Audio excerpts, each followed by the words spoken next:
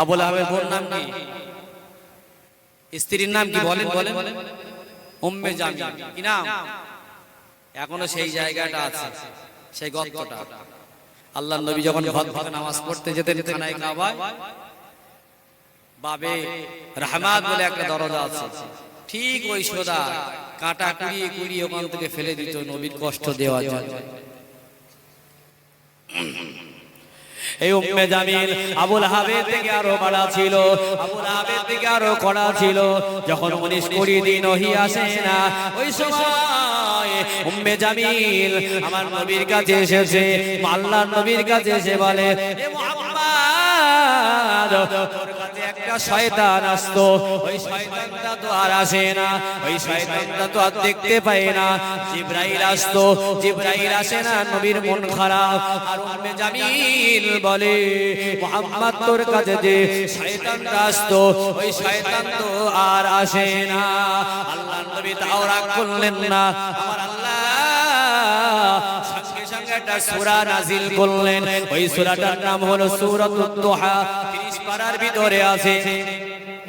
আল্লাহ বললেন, আদ-দুহা ওয়াল-লাইলি ইযা সাজা মা ওয়াদ্দা'আকা রাব্বুকা ওয়া মা ক্বালা।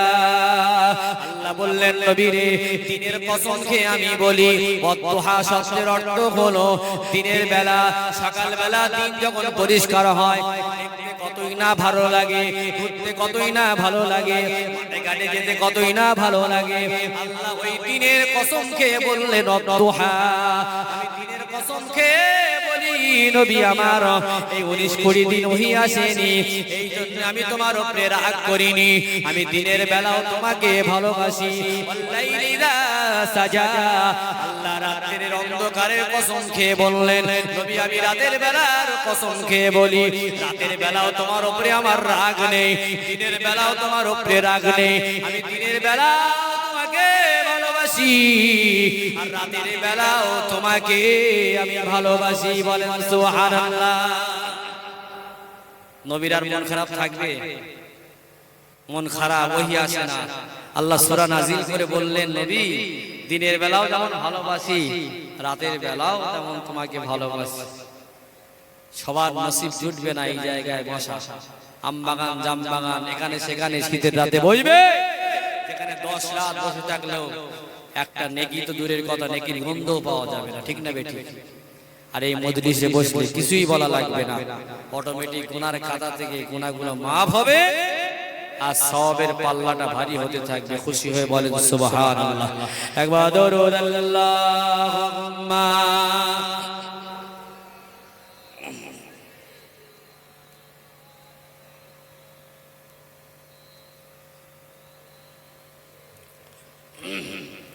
রহমতে আলম নূরে মুজাসসাম, সাহাবীরা আতর বানাই ওই নবীজির ঘাম। রহমতে আলম নূরে মুজাসসাম, সাহাবীরা আতর বানাই ওই নবীজির ঘাম, সাহাবীরা আতর বানাই ওই নবীজির ঘাম। শোনো মানো জানো কেমন ছিলেন আমার নবীজি, শোনো মানো জানো কেমন ছিলেন আমার নবীজি, তাহার পাগল চন্দ্র সূর্য তারকারাজি, তাহার পাগল চন্দ্র সূর্য তারকারাজি। তোমরা আরো শুনবানি সুন্দর কাহিনী, তোমরা আরো শুনবানি সুন্দর কাহিনী, ওরে জান্নাতের ওই রোমে রোমে লেখা নবীর নাম। জোরে বলেন না সুবহানাল্লাহ। জান্নাতের ওই রোমে রোমে লেখা নবীর নাম। রহমতে আলম নূরে মুজাসসাম, রহমতে আলম নূরে মুজাসসাম, সাহাবীরা আতর বানাই ওই নবীজির ঘাম। উসনে হান্নানা ছিল এক খেজুর গাছের নাম, যাকে ধরে খুতবা দিতেন রাসূল আকরাম।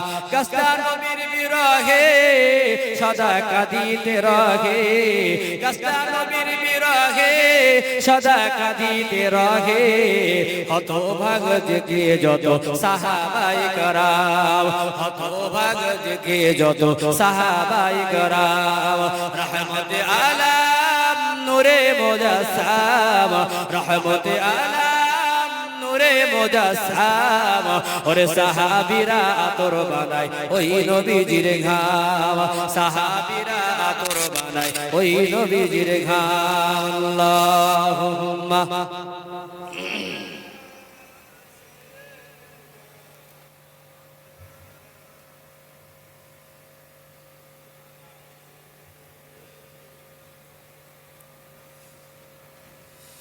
সকালে বলেন আলহামদুলিল্লাহ। আমাদের আল্লাহর পরিচয় আমাদের থেকে উঠে গেছে। কোরআনের ভিতরে সব থেকে আল্লাহর পরিচয় বেশি।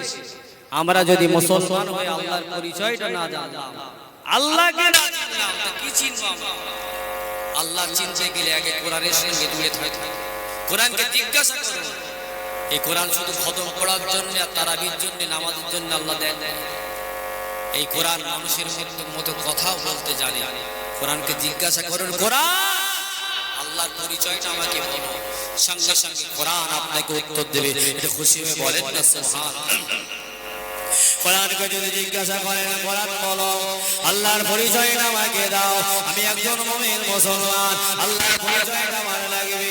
কোরআনকে জিজ্ঞাসা করার সঙ্গে সঙ্গে কোরআন জানিয়ে দেয়, আল্লাহুল্লাযী লা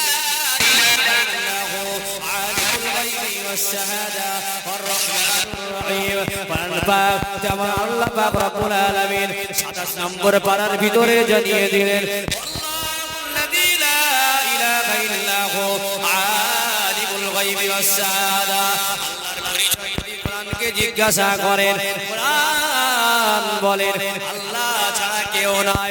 যেমন 10 থেকে যদি আপনাকে গুনতে বলি 9 8 এমন করে গুনতে গুনতে চলে আসবেন। একের পরে যদি আপনাকে গুনতে বলি আর কিন্তু আপনারা গুনতে পারবেন না, ঠিক না বেঠি? ঠিক তেমনই আমার আল্লাহর আগে আর কিছুই নেই, আল্লাহর পরে আর কিছুই নেই, সব কিছু আমার আল্লাহ। মনের ভিতরে কি চিন্তা ভাবনা করেন সেটাও আমার আল্লাহ জানেন। রাতের অন্ধকারে বলেন, দরজা দিয়ে বলেন, জঙ্গলের ভিতরে বলেন, যেখানেই বলেন না কেন যে চিন্তাই করেন, এই খবর আমার আল্লাহ রাখেন না, রাখেন না।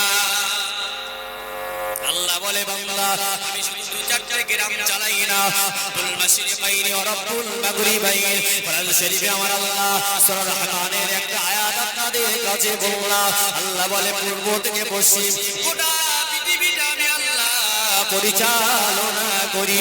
আমি আল্লাহ ঘুমাই না রে বান্দা, আমি আল্লাহ ঘুমাই না। বান্দা তোদের রাতে ঘুম দিয়েছি, আমি আল্লাহ কাজের জন্য দিয়েছি।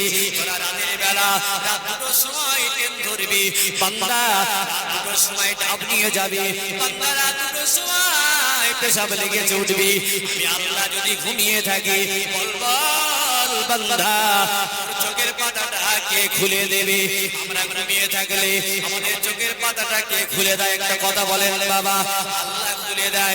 আমাদের নিঃশ্বাসটা যায় আর আসে, কে পরিচালনা করে? একবার কথা বলেন বাবা। আল্লাহ বলে, বান্দা আমিও যদি তোদের মতো ঘুমিয়ে যাই, আমিও যদি তোদের মতো ঘুমিয়ে পড়ি, বান্দা ভোরের বেলা যখন তোরা উঠবি, তোদের ওই চোখের পাতাটা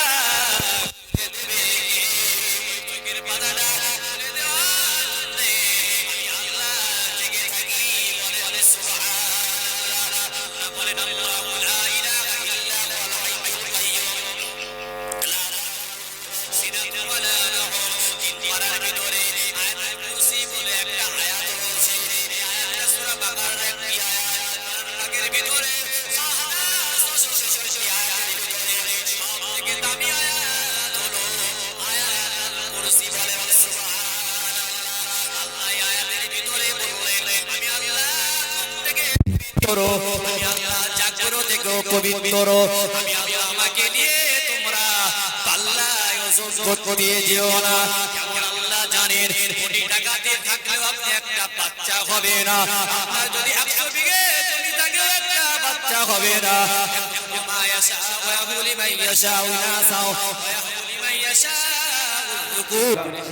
বাবা আমাদের মুরব্বী হুজুর আসবেন খুব তাড়াতাড়ি, একটা তাকবীর দেন তো, নারায়ে তাকবীর। এটা জোরে হয় না, নারায়ে তাকবীর। হুজুর আসবেন, আমরা অপেক্ষায় থাকবো, আপনারা চলে আসুন। কত ইউটিউবার ভাইরা এসেছে, হুজুরদের খেদমতে এসেছেন, ইসলামের দাওয়াত সারা পৃথিবীতে ছড়িয়ে দেবেন। অনেক মানুষ ঘরে শুয়ে শুয়ে ওয়াজ নসিহত শুনে শুনে নামাজি হয়েছে, ভালো হয়েছে, সুদ ছেড়েছে, ঘুষ ছেড়েছে, বন্ধন ছেড়েছে। আরে ঠিক না বেটি? অনেক মানুষ ভালো হয়েছে, খারাপ বলুন আর ভালো বলুন। এরা অনেক খেদমত করছে, আসলে জায়গা করে দিবেন, খাওয়ার ব্যবস্থা থাকলে ব্যবস্থা করবেন। কারণ অনেক দূর থেকে মেহনত করে শীতের সময় তারা এসেছে আপনাদের এই মাহফিলটাকে সারা জায়গায় ছড়িয়ে দেবে। এদের যদি খালেস নিয়ত থাকে, আল্লাহ যেন এটা একটা নাজাতের ওসিলা বানিয়ে দেয়, দুনিয়াও হবে আখিরাতেও হবে। ঠিক না বেটি?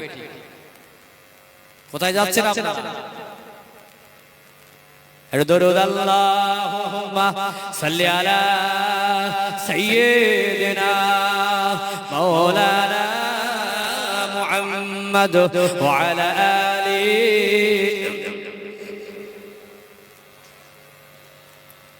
আলিফ বলে আল্লাহ ছাড়া কোনো মাবুদ নাই, আলিফ বলে আল্লাহ ছাড়া কোনো মাবুদ নাই, পা বলে বেহেশত ছাড়া কোনো মজা নাই, পা বলে বেহেশত ছাড়া কোনো মজা নাই, তা বলে তেলাওয়াত করো কোরআন ও আল্লাহর, তা বলে তেলাওয়াত করো কোরআন ও আল্লাহর, হা বলে সওয়াব পাবে পড়বে যতবার, জিম বলে জলদি করে করো না কোনো কাজ, জিম বলে জলদি করে করো না কোনো কাজ, হা বলে হারাম মাল খেও না তোমরা, হা বলে খারাপ কথা মুখে বলো না, হা বলে খারাপ কথা মুখে বলো না, দাল বলে দিল দিয়ে পড়ো তুমি কোরআন, দাল বলে জিকির করো আল্লাহ মেহেরবান, দাল বলে জিকির করো আল্লাহ মেহেরবান, রা বলে রহম করেন তিনি দয়াবান, সা বলে জিদ করা শয়তানেরই কাম,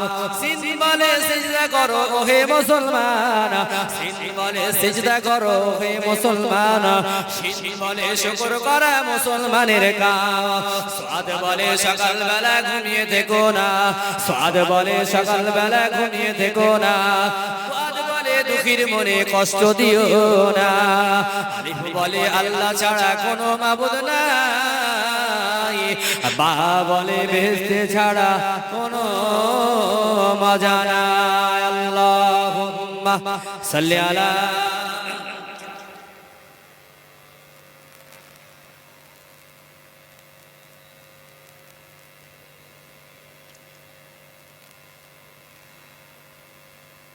আল্লাহর কোরআনের দিকে ফলো করুন বাবা।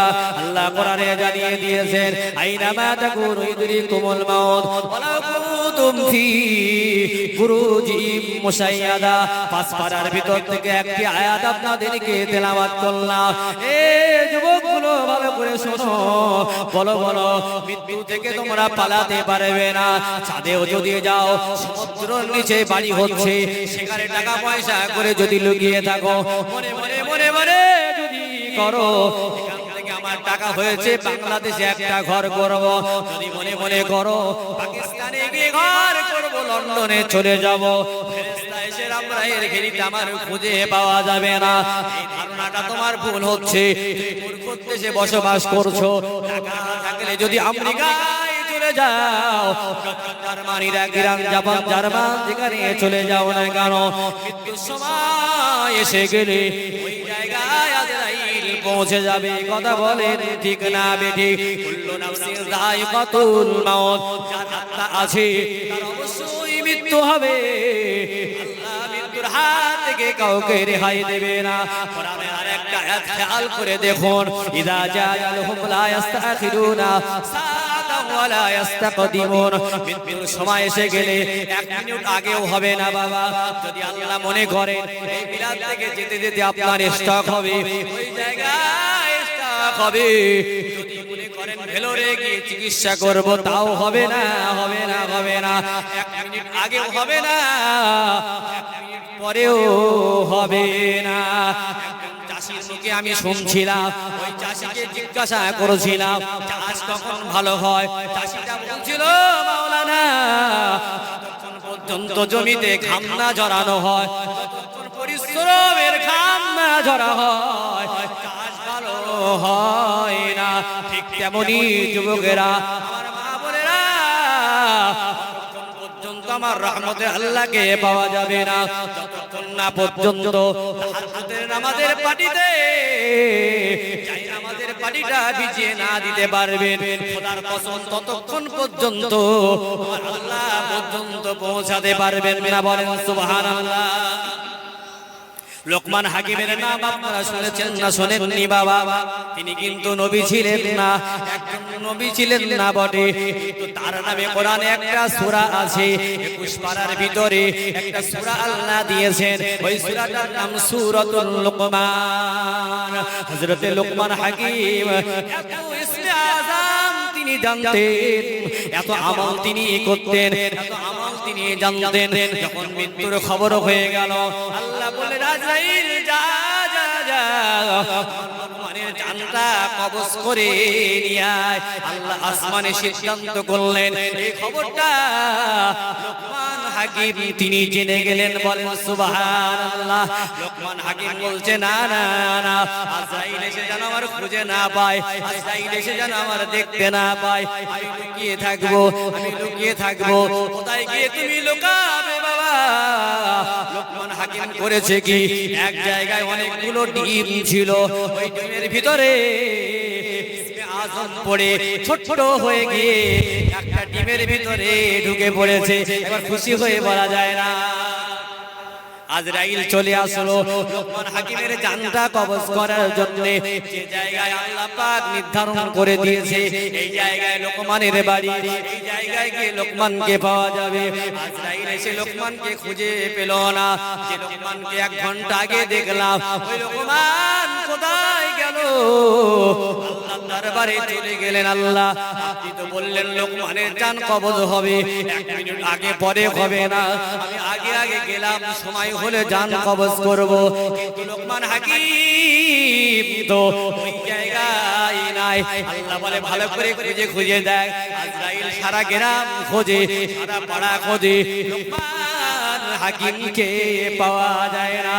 আল্লাহর দরবারে ফিরে গেছেন। আল্লাহ বলে ফেরেশতা আজরাইল যা যা, সময় তো পার হতে যায়, আমার লোকমান হাকিমের জানটা কবজ করে আয়। লোকমান হাকিম বলে আল্লাহ পেলাম না, অনেক চেষ্টা করেছি। আজরাইল বলে আল্লাহ পেলাম না, অনেক খোঁজাখুঁজি করেছি। আল্লাহ বলে যা যা দেখ, ওই যে ডিম আছে ওই ডিমের ভিতরে খুঁজে দেখ আমার লোকমান হাকিম ওর ভিতরে আছে কিনা। আজরাইল আলাইহিস সালাতু ওয়াস সালাম চলে আসলেন। কোন ডিমটায় হাত দেবেন, কোন ডিমটা ভাঙবেন, সব ডিমগুলো কি নষ্ট করবেন? আল্লাহকে জিজ্ঞাসা করে আল্লাহ লোকমান হাকিম আছে। আল্লাহ বললেন আজরাইল ওই ডিমের উপরে হাত লাগাও। ডিমের উপরে হাত লাগানো হলো। আজরাইল ডিমের উপরে হাত লাগালেন বাবা, দেখা গেল একটা ডিমের ভিতর থেকে বিড়বিড় বিড়বিড় করে আওয়াজ হচ্ছে। লোকমান হাকিম হুজুর আবার ওই ডিমের ভিতর থেকে আল্লাহর জিকির করে লা ইলাহা ইল্লাল্লাহ